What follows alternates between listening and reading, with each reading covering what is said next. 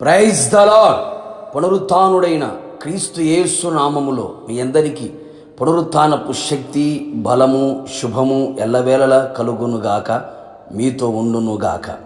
ఈ దినపు యేసయ్య జీవపు మాట 48వ కీర్తన 9వ చరణం. దేవా, మేము నీ ఆలయమందు నీ కృపను ధ్యానించితిమి. దేవుని ఆలయమును ప్రేమించుచు పరిశుద్ధ అలంకారముతో సిద్ధపడి కృతజ్ఞతాస్తుతులతో దేవుని ఆలయములో ప్రవేశించుచున్న నా దేవుని ప్రియులారా, మనమందరము ఆయన పరిశుద్ధ ఆలయములో ప్రవేశించి ఆయన కృపను ధ్యానించేవారమై ఉందము. ఆయన తన పరిశుద్ధ ఆలయములో ఉన్నాడు గనుక ఆయన మన ఎడల చూపుచు ఉన్న శాశ్వతమైన నిత్యమైన ఎడబాయిని ఆయన కృపను గూర్చి తలంచుచు తలపోయిచు ధ్యానించుచు అనంతమైన ఆయన కృపను అనుభవించేవారముగా ఈ ఆత్మీయ జీవితంలో ముందుకు కొనసాగవలెను. ఆయన కృప లేకుండా మనము క్షణమైన బ్రతుకలేము అనే సంగతి గుర్తించాలి. మనము ఏమై ఉన్నామో అది ఆయన కృప వలన మాత్రమే అనే విషయం మరువకు. ఆయన కృప వీడి క్షణమైన మనము మనగడ కొనసాగించలేము అనే వాస్తవం ఎన్నడూనూ మరువకు. మునుపు దేవునికి దూరస్థులమై, శత్రువైన సాతానుకు బానిసలమై, చీకటి సంబంధులమై, అపవిత్రమైన కార్యక్రమములలో ఉంటూ అవివేకులమై, అక్రమస్తులుగా, అవిశ్వాసులుగా ఉన్న మనలని వెతుక్కుంటూ మన యొద్దకు వచ్చిన ఆయన కృప వాటన్నిటిలో నుండి, ఉగ్రత నుండి, మరణము నుండి, శాపము నుండి మనను రక్షించిన ఆయన కృపను ధ్యానించదము.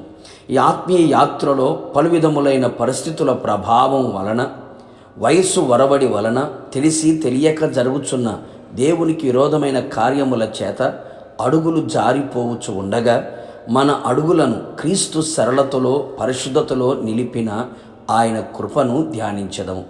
శరీరములో కలిగి ఉన్న ఎన్నో బలహీనతల మధ్యలో నిలిచి ఉండగా ఆయన శక్తి మనలో సంపూర్ణమగునట్లుగా చాలినంత కృపను అనుగ్రహించి మనలను ఎక్కడ బలహీనులు కాకుండా అనుక్షణం బలపరుచుచున్న ఆయన కృపను ధ్యానించదము.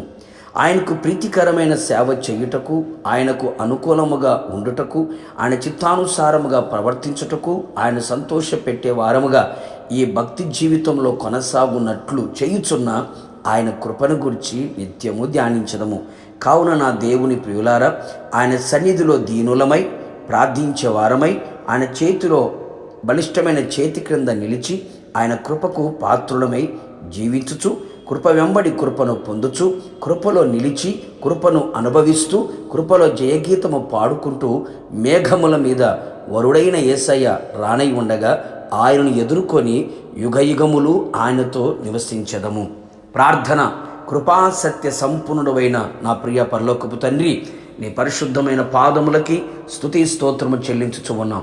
మరొక్క మారు మీ పాద సన్నిధిలో చేరి మీ ఆలయములో మీ కృపను గురించి ధ్యానించడానికి మీరు ఇచ్చిన కృప ధన్యత కొరకై మీకు స్తోత్రం.